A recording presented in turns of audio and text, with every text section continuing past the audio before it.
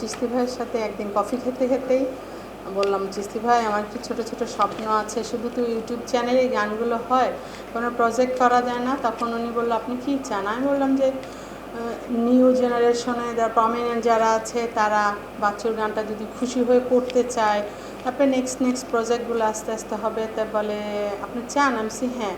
তবে কফি খেয়ে চিস্তি ভাইও চলে গেল, আমিও চলে আসছি।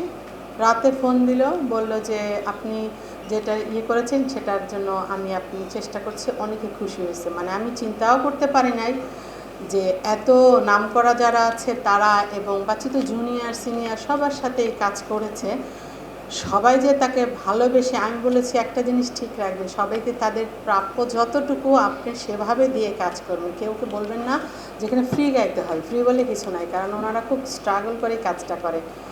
এবং চিস্তি ভাই যখন আমাকে লিস্টটা দিল, বলে এটা ডাবল অ্যালবাম আকারে হয়ে যাবে। আমি অবশ্যই, কোনো সমস্যা নাই। বাচ্চুর গিটারগুলো নিয়ে আমার একটা ইচ্ছা আছে, স্বপ্ন আছে, কারণ হয়তো ঘরের মধ্যে মোছামুছি করা তো আমার পক্ষে টাফ। কারণ যারা গিটার নিয়ে খেলেন এখানে বসে আছে বাচ্চুর সহযাত্রীরা, যার বন্ধুরা, তারা এটার মজাটা পাবে। ওই বন্ধ গিটারটারে আটকায় রাখা, সবাই জিজ্ঞেস করে আপনি গিটার করে ছবি তুলবো, তা আমি ছবি তুলে দেখাবো। আমি তো হয়তো ওই পজিশনে রাখি নাই, ওটা নিয়ে আরও 10টা কথা হবে। বললাম চিস্তি ভাই আমার তো কোনো স্বপ্নই পূরণ হয় না, তবে আমি সরকারের কাছে যাব না, কারণ সরকার কি আর আমাকে এত টাকা দিবে?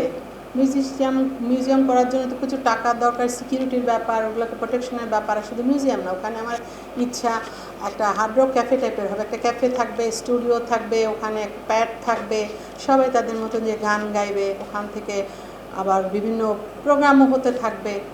এটা শোনার পরে চিস্তি ভাই চলে গেল। তারপরে আমাকে বললো ঠিক আছে আমি কাজে হাত নেই, আপনার এইটাতে অনেকেই এগিয়ে আসছে এবং তারা খুব খুশি হয়েছে, কারণ সবাই সবার বেনিফিটটা পাবে, শুধু আমি একা পাবো না, সবাই সবার তাদের ইয়েটা হয়ে যাবে। তবে চিস্তি ভাই বলার পরে আমি তো চিন্তাও করতে পারি না, মানে ঠিক 1 মাস 15 দিনের মধ্যে এই প্রজেক্টটা চিস্তি ভাই দাঁড়া করালো। মানে চিস্তি ভাই চলে গেছে, যা লাস্ট যেদিন আমার সাথে মিটিং, গুলশানে একটা ক্যাফেতে আমাকে ডাকলাম, সিটে প্রতিবার ধানমন্ডিতে আসছেন, আমি যাই। তারপরে আমাকে বললো এটা আমি আপনি চলে যাবেন, কিভাবে হবে? বলে সিস্টেম আছে, সব হবে। এই সিস্টেমেই আজকে এটা হলো, এবং করে করে আমাকে রাগগুলো শোনানো হলো, এবং এতগুলো মানুষ এত খুশি হয়ে এবং এত ভালোবেসে বাচ্চুর গানগুলো, সবাই সবার গান ভয়েসেই গানগুলো গেয়েছে। অ্যাকুরেট বাচ্চুর মতন বাচ্চুর সন্তানও গাইতে পারবে না, কেউ কার মতন হয় না। এভাবেই শিল্পী বেঁচে থাকে, শিল্পীকে এভাবেই বাঁচিয়ে রাখতে হবে।